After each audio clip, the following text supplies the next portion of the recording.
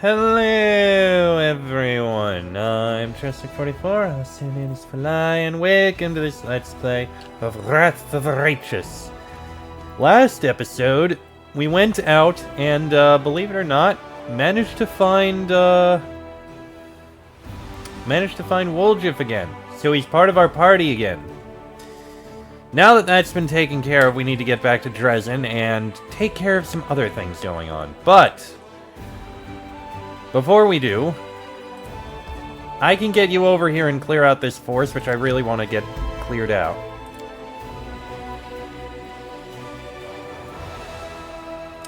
I thought I'd be able to make it. I don't know why I couldn't. That is actually really annoying.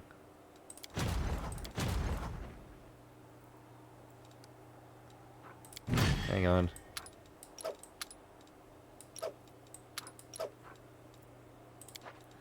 I will eventually make up a second group, but... Alright, well, they're over there. We'll clear them out in a bit. I guess we gotta hopefully get by. Thankfully we can. We'll rest in Dresden. What do you mean, enemies? There's no enemies there. It's a fort that we own.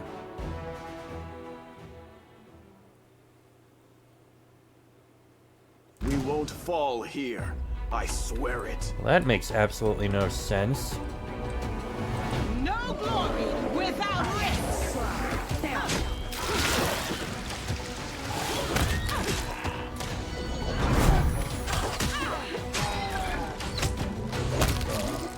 You should have listened to reason.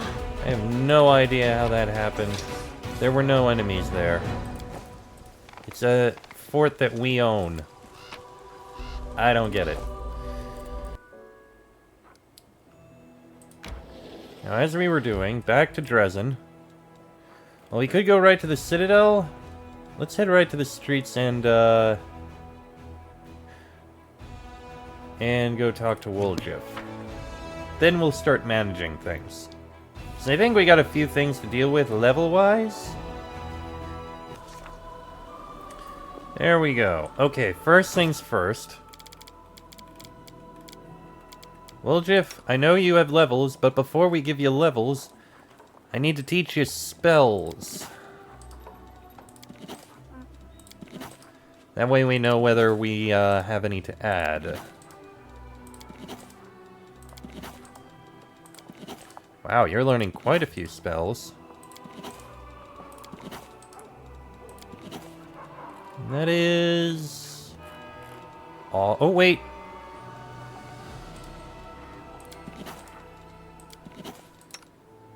There we go.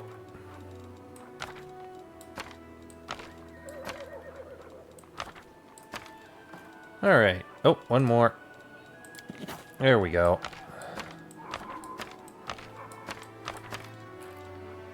And throw these up here. And the rest of this is all going to be sold. I am going to hold on to the shock composite longbow for reasons, however. Alright, Woljif, let's give you your levels. Dexterity is a good thing to have.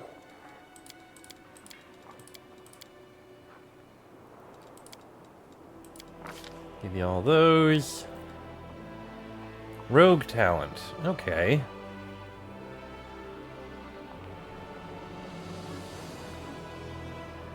I mean, that is good. Is there any that I'd want?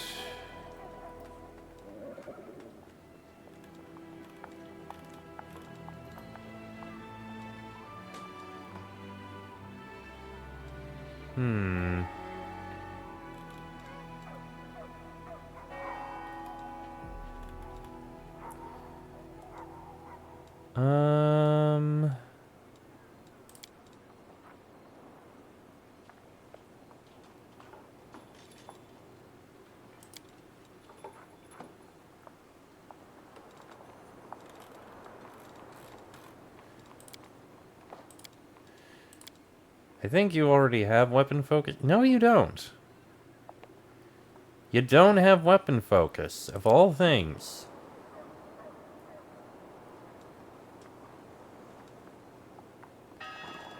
Eh, screw it. Weapon focus dagger. As for spells, level 3 spells. What am I gonna give you there? I can give you haste so that we get that out there.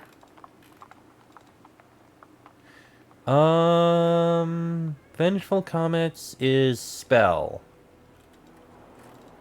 Not quite as good. Ray of Exhaustion could be interesting. Yeah, what the hell. You can learn that. Then we got level 9.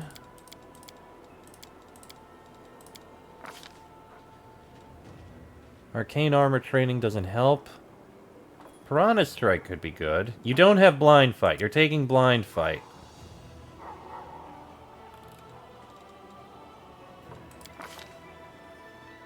Another 2 level 3 spells. Let's go with Vampiric Touch. And Fireball. May as well have Fireball. Level 10. Boop, boop, boop. Boop, boop. Level 4 spells. He's got Contagion and Stone Skin. Let's see. Greater Invisibility is a very good one.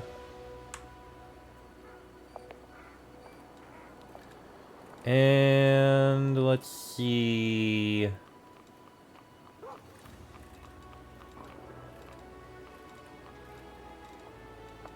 How about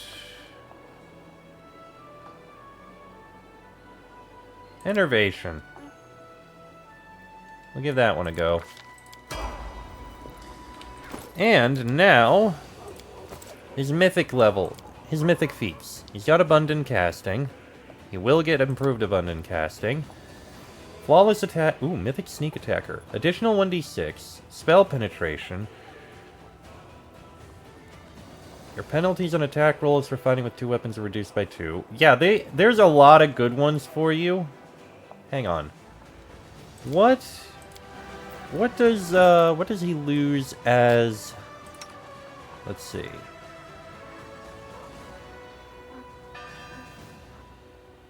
-2 to Charisma. Okay, it's not the worst thing. So we don't necessarily need Destiny Beyond Birth. There's a lot of good ones for him. 2-weapon fighting would probably be good.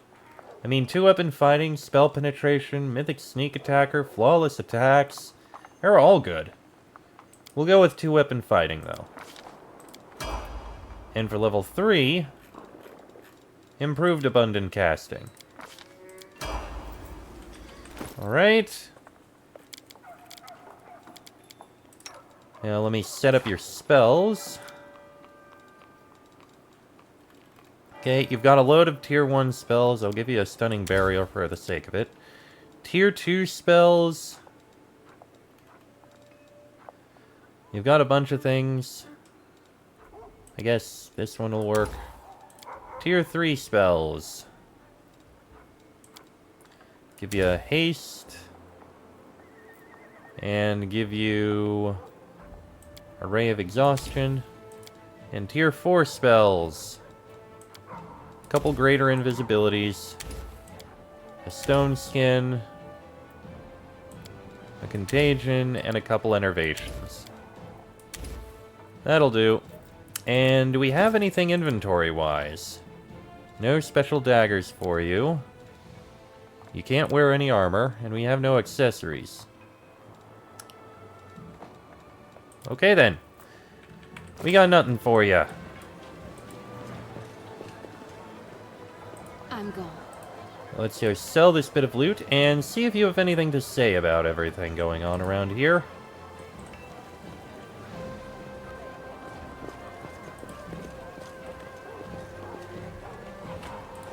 Well, first, sell all the things.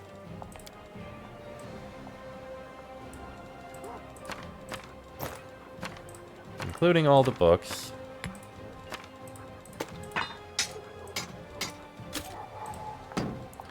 Light mace +1, glaive +1. We might have to give the composite longbow to someone. Is there anyone who could use that? Entrapping. You don't have a ranged weapon. I'll give it to you. The shock composite longbow. What are you using? The wicked longbow. You can keep that. You got a +2. Short bow of code is fine.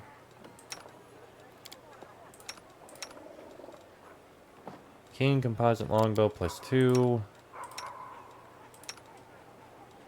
Surprisingly, you can use it. Alright. Hey, Woljif, anything to say? Nothing to say. Alright. In that case, time for us to head into the Citadel itself. We have some things to take care of in there. We're gonna have a bunch of conversations.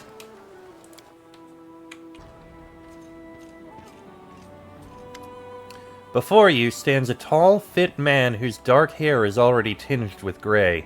He greets you with a brisk military salute. My name is Captain Sealkind. I command the vanguard of a mercenary group called the Blackstone Company. We've come from Andoran to assist you. I want to know more about your unit. The Blackstone Company is proud to be recognized as one of the finest Andoran mercenary regiments. We're not a bunch of unscrupulous sellswords looking to oppress the innocent and serve the tyrants of the world. No, we're adventurers, eager to get involved in a dangerous enterprise and leave it with pockets full of gold. And a clear conscience. Which is why we held a vote among our units. We were glad to accept Queen Galfrey's invitation to join the Crusade, though some of our commanders did voice their displeasure with the sum she offered. But like I said, we Andorans are a free people who cannot be pushed around and who cannot be bought, only convinced. Why do you join up with us? Queen Galfrey paid for our services, but please do not think we're fighting for gold alone. We are true sons and daughters of Andoran, so the ideals of equality and resisting enslavement ring true in our hearts. We will be glad to stand in the way of demons who seek to force mortal kind into bondage. The bulk of our company made camp in Erosium, but the vanguard, consisting of our finest soldiers, if I may add, was put under your command. I want to know more about you, Captain Sealkind. The man flashes a genuine smile. I don't even know what to say. I am a soldier, a bit of an explorer, and just an all-around honest man. Get on with your duties. Yes, ma'am. Glad to be under your command. Captain Sealkind salutes you again, smiles, and adds in a softer voice. It will be an honor to serve with you, Commander. If you have any questions, let me know.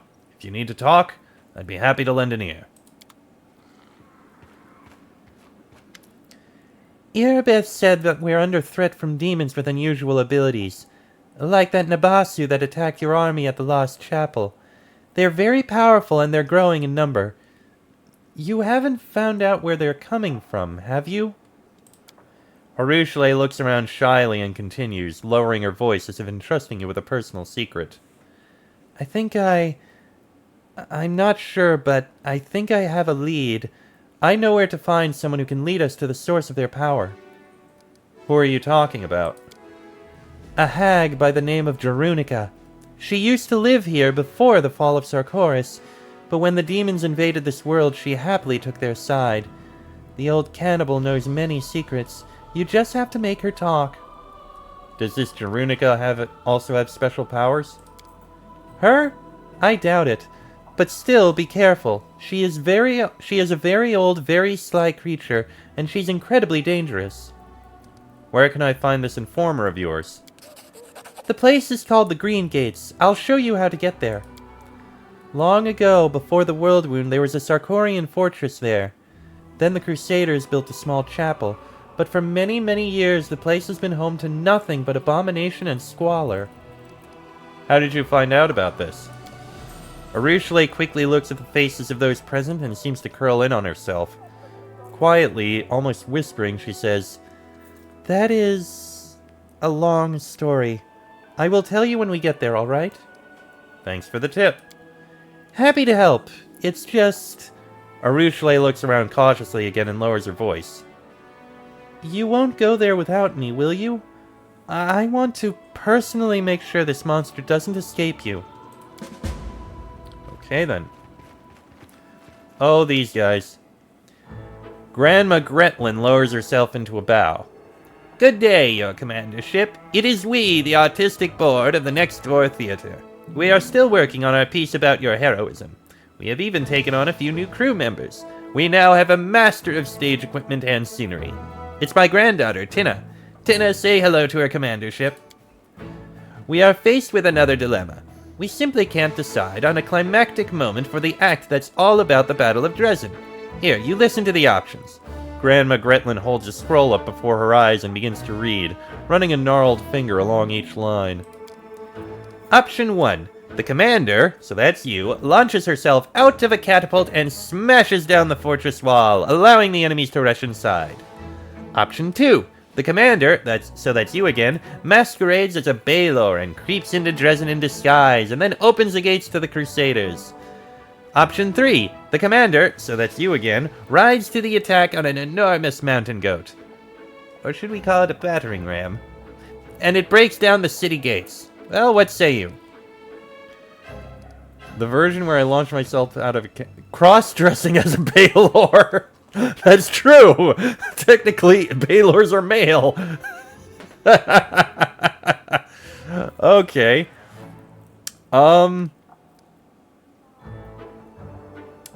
Any one of them would be hilarious. You decide. It's your show, after all. Alright. I will apply my directorial vision to the problem. Goodbye, your commandership. Thank you for the audience. Grandma Gretlin and her entourage move away, but their voices project so well that you can easily hear the rest of the conversation. The catapult was my favorite from the very start. I hope it's not considered too lowbrow a device for a serious dramatic offering. Granny, did you forget that the role of the commander is being played by those gnome twins packed into one long cloak? Has anyone ever tried firing two gnomes in a cloak out of a catapult before? Calm yourself, Tina. It's just a minor snag. You can't achieve success without a few difficulties along the way. We'll think of something, you'll see. Oh boy. Time for the fun parts. Hail, Commander! A middle-aged dwarf who has clearly seen some combat salutes you with one barely moving, bone-dry hand. On her face are huge scarred claw marks. A black eye patch covers one eye, but she is watching you with the other, intent and somber. Durgalinda Stranglehold, Chair of the Logistics Council, at your service. We've got ourselves an ugly situation that requires your decision. Hey there, I'm on this here council too. You know me, I'm a tip-top logistic counselor. I hope I won't get in anyone's way if I join you. Arushale looks around with visible worry. I think I could give some good advice here. If you don't mind, of course. Hopefully this council will benefit from my vast experience surviving with gear that consists of rocks and sticks, and where any dinner that's not squirming on your plate is considered a feast. All in all, kinda like our crusade. I won't lie to you, our logistics are a mess. We need more of everything, and what we do have is in disarray. Crates of provisions are rotting away in storehouses because some idiot quartermaster spilled beer on the papers. And fools are not the worst problem. There's also theft. Some officers grease palms to get a helmet with stylish plumage, or a fancy blade from Nerosian. Meanwhile, that means that ordinary soldiers are being armed with barely more than kitchen knives. Hammer and tongs, it's time to give the entire logistics staff the bum's rush. The question is, where do we find capable and honest people to replace them? The army's always a mess. It's the army, duh. If we want to get ourselves out of the bog, supplies have got to be handled by real moneymakers, not soldiers. Merchants, store clerks, people with a habit of counting every coin, not sucking away on the kingdom's udder. These scoundrels must be replaced with decent, honorable people, selfless souls who have proven that they put their comrades' lives above all else, especially their own wealth. Surely that's who will take the best care of our soldiers. Let's get some veterans on the job, people who have had their fill on the front lines, and who know firsthand what life is like for a common soldier. What the rations taste like, and how the boots are always the wrong size. My suggestion is to call some experienced, well-connected supply officers from Nerosian. Let them leave their cushy jobs in Mendev and work up a sweat for the good of the Crusade.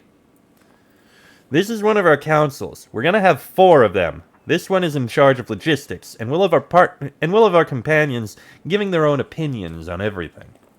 Dorgalinda, what are this council's responsibilities?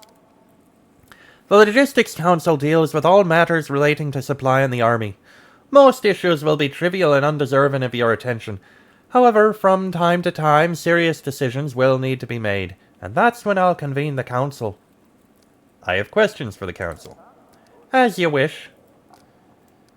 Woljiv, how did you end up on this council? And why not, huh? I'm your man when it comes to fetching the unfetchable, you know. So I figured I could show the lads in your army how it's done. And it never hurts to be close to those in charge of grubbing new boots. Arushale, what are you doing on the council? You think I shouldn't have joined? Arushale looks away sheepishly. It's just... well... I spent a lot of time studying how armies work, both Crusader and demonic, when I was spying. I think my advice might be useful. Or at least I hope it will be. But if I'm a bother, I'll leave, of course. Lan, how can you be of use for this council? I know a thing or two about gathering weapons and provisions. Compared to the war for survival we had to wage underground, you guys have it easy up here. If things go badly, I can teach your troops to live off the land and how to craft decent weapons from junk. They'll have memories of land specialists do for years. Not sure if those will be fond memories, but they'll remember for sure. Dorgalinda, why were you assigned to head this council? Over my years at doing quartermaster duty, I've managed to develop a bit of a reputation for myself. The units I'm responsible for are always properly equipped, armed and fed. Thieves, scatterbrains, and reprobates promptly get the boot. Bureaucrats who never seem to have anything miraculously find everything they need after meeting with me. In short, don't you worry, Commander. I'm right where I belong. I understand. Then let's get back to the present issue. Let's discuss our options in more detail. We need to know them all. Woljif, tell me more about your idea. Oh, easy. Why do quartermasters lose gear or drink it away? Because they're burglars and drunks, obviously. Well, but also because they're used to everything being funded. It's not theirs to lose. So they don't care. We'll bring in some savvy folks who know the price of coin. The money people, basically. I know a couple of fences. Now, they, for some odd reason, could always find whatever they needed. They had everything in order, top-notch. You couldn't snatch a nail from them. Now, yes, there will be some skimming here and there within reason. That's a given. It's in their nature, bless their grubby hands. But what matters is they'll be stealing after they get the soldiers everything they needed. Or they'll be given the sack in no time. I'm pretty sure I know where Brother Woljif will get his new quartermasters. I'd bet my horns it's thieflings. Arushale, what are you suggesting? A quartermaster's job is to care for the well-being of the soldiers they're equipping for battle. That means the best people to appoint to those positions are people who really care. Those who will keep their fighters warm, fed, and properly armed. Maybe they won't have the most experience, but that's alright. It's easier to teach someone numbers and how to run a warehouse than it is to instill a conscience in them. You have a bit of a point, but I don't know. Lan, what do you advise? In our tribe, we believe that the hunter's gear should be entrusted to the most seasoned hunter. To those who stalk the prey themselves and learn the price of a mistake in outfitting. An old bowstring, a dull spear, a tattered cloak, the hard way. I think that's how it should be in the army. Whoever is responsible for supplies must know war firsthand. They must have dragged themselves through the mud of the battlefield, seen with their own eyes how a rotted strap or a boot one size too large can lead to a soldier's death. They must have eaten their share of rotten cabbages, and seen carts of horseshoes and pots pull up at their position instead of ammunition because of some clerical error. Assign new quartermasters from the veterans, like Dorgalinda here. I bet they won't steal, and they won't let anyone else steal either. Just 'cause veterans know what they want doesn't mean they know how to get it. For every smart one like Dorgalinda, you'll get 10 knuckleheads who have only ever been taught how to swing a sword. And if you take that sword from them, they'll never figure out how to pinch a new one. Dorgalinda, your opinion? There are some great workers in Mendev who have been sitting at home for way too long. Let the Queen send them to us. Instead of counting buttons for the Frockcuts and Nerosian Royal Guard, let them sort out our supplies. And they'll already have connections in Nerosian. They could easily have an army properly decommissioned and later sold to private buyers for next to nothing. And those buyers will just happen to be the same mercenaries we're negotiating with. Connections are all too important, as you well know. Alright. So, this will have an effect on the campaign. Let's see. If we do Woljif, all trainable units gain expensive equipment and gain a +1 bonus to attack and AC. Not bad. For Aru, all units get a bonus to saving throws. For Lan, all units get a bonus to health. And for Dorgalinda, all units get a bonus to attack and saving throws. So, put merchants in charge of quartermasters, which does make some logical sense, truthfully. Merchants do know how to handle things. Yes, they will probably try and skim a few things off the top for themselves, because Woljif will know fences, but still. Arushale, the most honest and responsible, that's harder to judge. And we might get a few bad ones in the process. Putting in veterans does make sense because they do know how to handle things properly and to make sure that the right people get the right things. And getting connections is not as important. I'd lean towards Lan or Woljif personally. And given the choice between the abilities, I'm going to go with Woljif. I feel like the bonus to attack and AC will be useful. Woljif will staff our quartermaster service with merchants. And we can't go wrong with those guys. You just gotta watch what they're selling and to whom. If they buy their lonesome, they might sell something to the demons. Nah, I'm kidding, they won't. At least not to the demons. Probably. Look, it'll be fine. Then it's decided. No matter what our new quartermasters are like, there's no possible way they can be worse than what we have now. The results will be reported to you. And if anything else comes up, I'll call the council right away. Alright. I need to recover my strength. A sharp-looking kitsune gives you a quick, businesslike bow. Commander, the matters before us are urgent, so let's not stand on ceremony. I am Lady Konomi, the official attaché of Nerosian. Here are my credentials. She presents a scroll adorned with Galfrey's seal. Her Majesty has instructed me to lead your headquarters' diplomatic council. Honestly, I was surprised when Lady Konomi asked me to join this council. But I will do my best to fill the shoes of a trained diplomat. Yeah, strange. I got invited to the council too. I'm sure foreign ambassadors will be thrilled to see my face and my manners. Lady Konomi, you haven't mistaken me for some other Crusader land, have you? Woljif is positively swelling with pride. Now this is the place to apply my talents. You know me, Chief. I have a way with words. If a fella once managed to smooth-talk the Golden Hand's goons, he can talk anybody into anything. I, like many nobles, have been trained in diplomacy, and, in fact, I hold the title of Royal Emissary. It is passed down the Arende line. I must say, prior to this day, I employed my diplomatic skills solely to undermine Mendev's international reputation. It is time to break that habit. I imagine preventing international scandals will be just as interesting as causing them. Who knows? I might even enjoy it. I do apologize, the episode's gonna go a bit long, but I imagine I'll be able to pause after this. So, what's the Diplomatic Council, and why do I need it? To solve matters of politics, of course. The Crusade is more than just battles and sieges. It is the largest military project in all of Avestan, funded by the treasuries of more than a dozen major powers. And each one of those powers, in addition to seeking victory over the demons, also pursues its own goals. The Diplomatic Council will manage this tangle of political interests and prevent the Crusade from losing the favor of influential benefactors.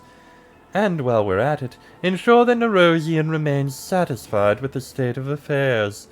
After all, For the last 100 years, the entirety of Mendavian politics has revolved around the Crusades in some shape or form.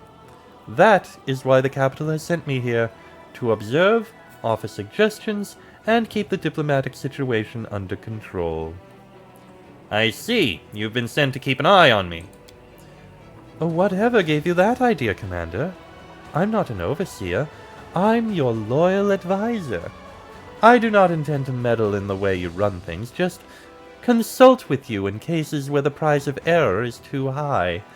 Put your trust in me, and we'll get along swimmingly.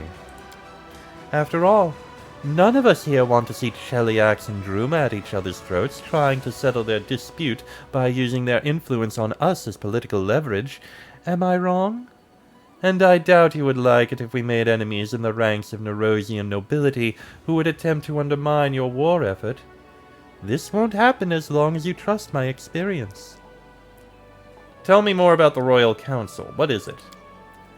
The Royal Council, operating under Her Majesty, is the highest governing body in Mendev and comprises her most able and trusted servants.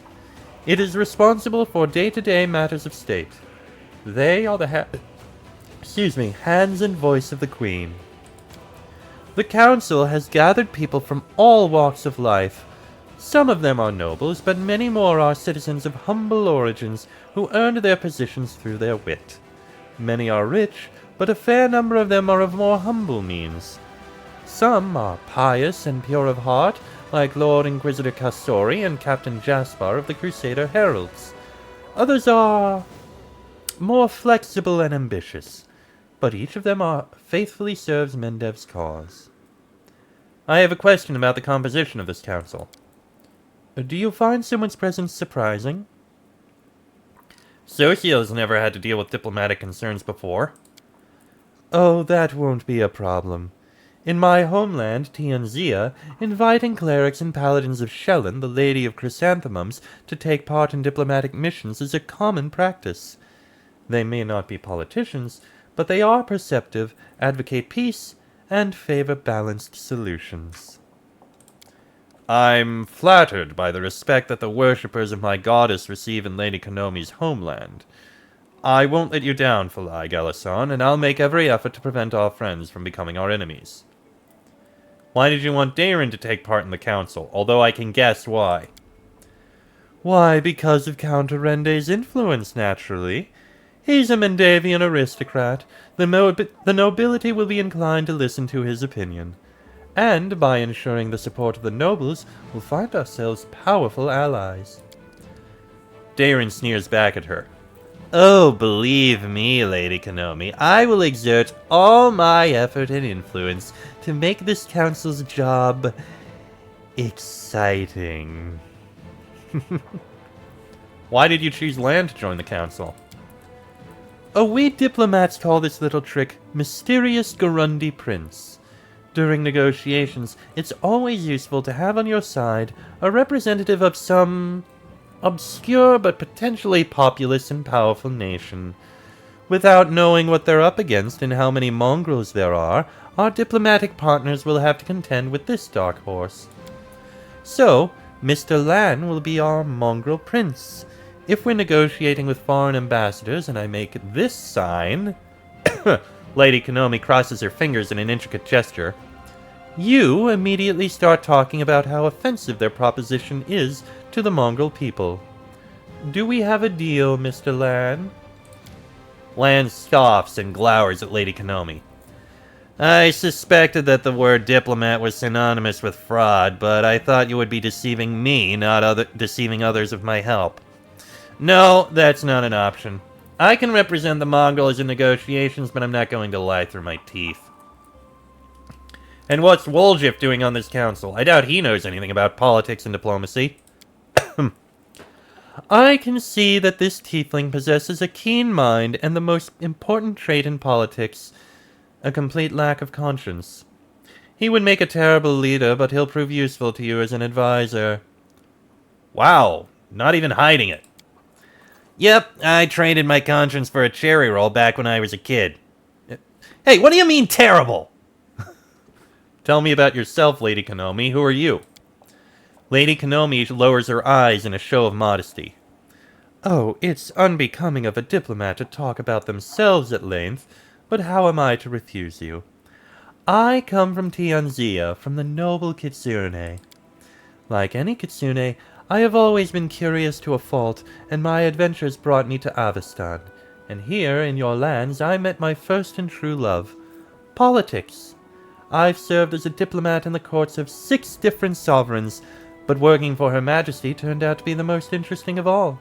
Such riveting webs of intrigues and interests are spun around the Crusade and the World Wound. Everything is clear to me now. In that case, why don't we discuss our first pressing diplomatic issue? What's on the Council's agenda today? I hate to say it, Commander, but not everyone in Nerosian is pleased with your progress.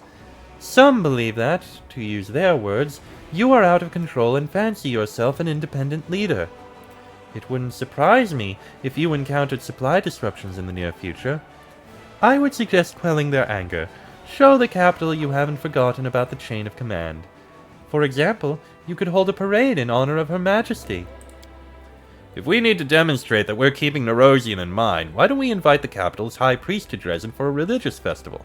It'll be appropriate, and the church's support will shield us from the accusations of schemers.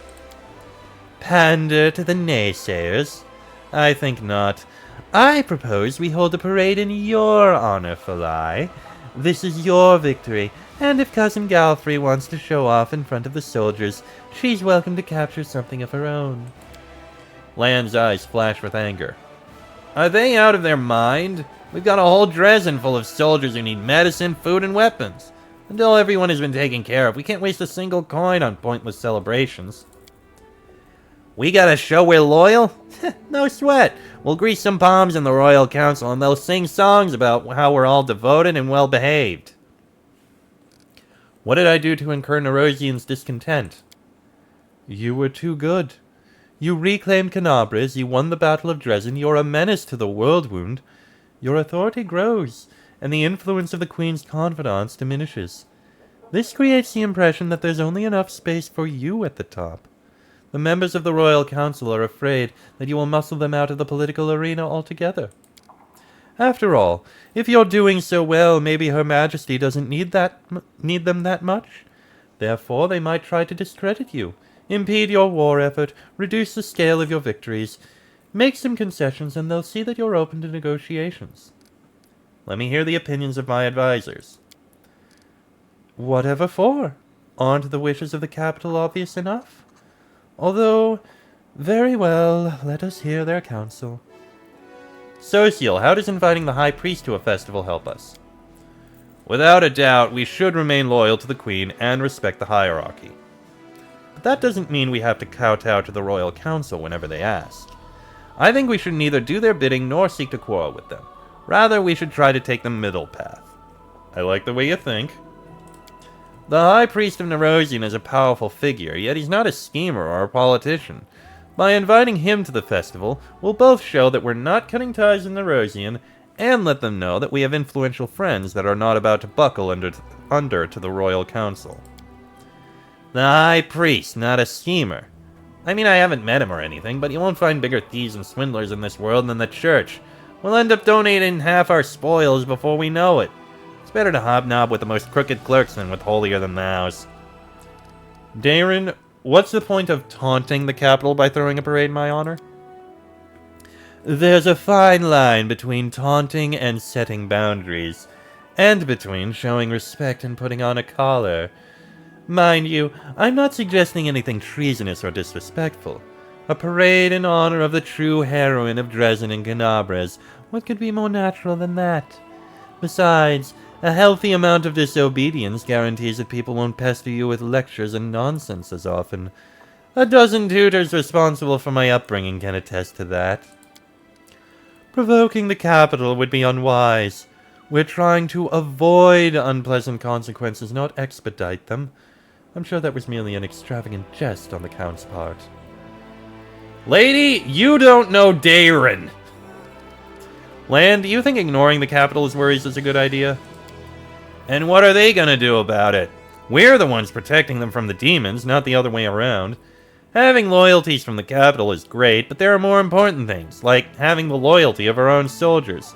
When the demons come, what will we do? Shake our fists and say we've got powerful friends in Nerosian?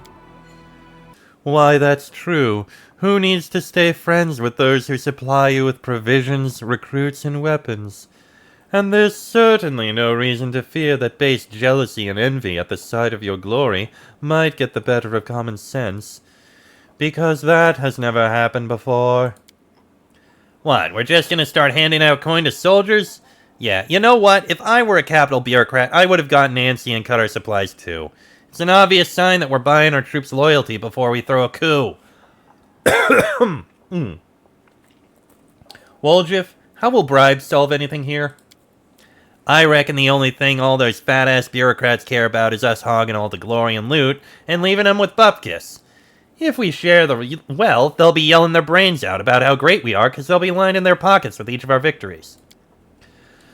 So now we're bribing people so they don't bother us while we're fighting their war. What next? Paying taxes for every demon we kill?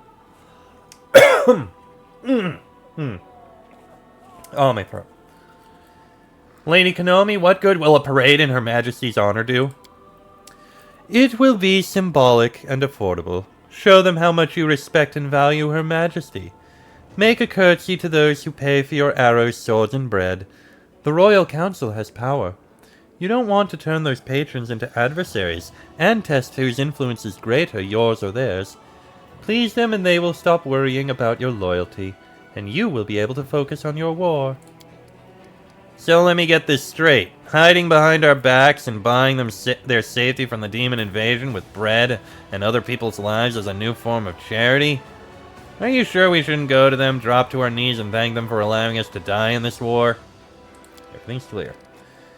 So let's see. For social, we get a decree. For this, we get decrees. Social, a repeatable decree that increases energy points and finance points. Darren's will lower recruiting mercenary units and more material points. Lands is Crusade morale increases. Okay. Woljif's is materials and finance points increase. Wait, is that the same as... No, that one's energy points and finance points. And for Konomi's, it would be finance points and nothing else.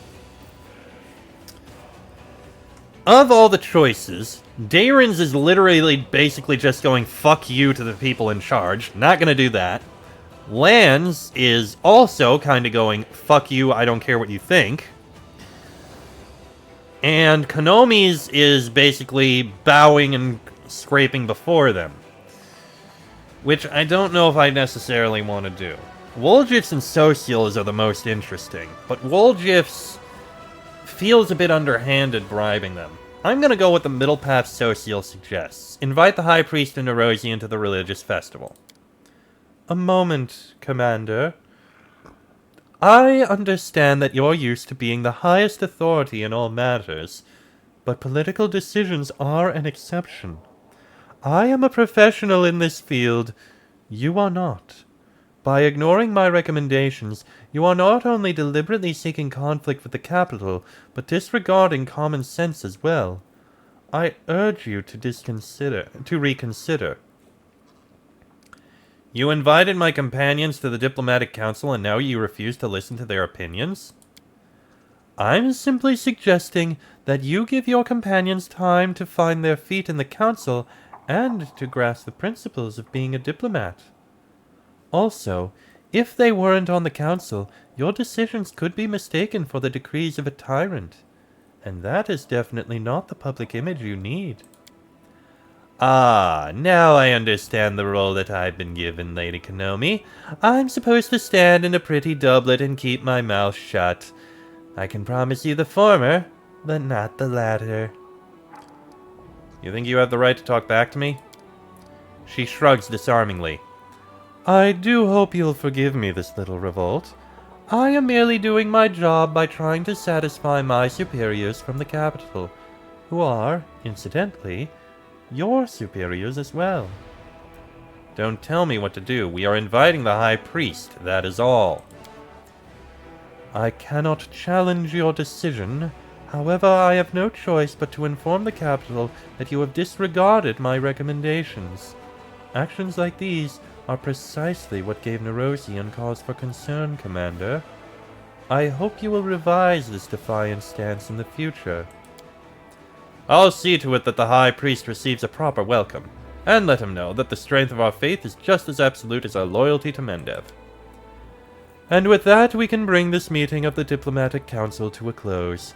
It is unfortunate that things were so tense, but I'm sure we'll soon have many more opportunities to resolve any misunderstandings between us. Alright, and I need to end this episode here. Sorry this episode went long, but sometimes there's a lot of things to deal with the Crusade and a lot of meetings. Next episode, we're going to have some more things to deal with the Crusade. We've got a lot of management to deal with. But that'll be in the next episode. So until then, I am Chestic44, also known as Fly. That is me. This has been a Let's Play of Wrath of the Righteous. And I shall see you all next time.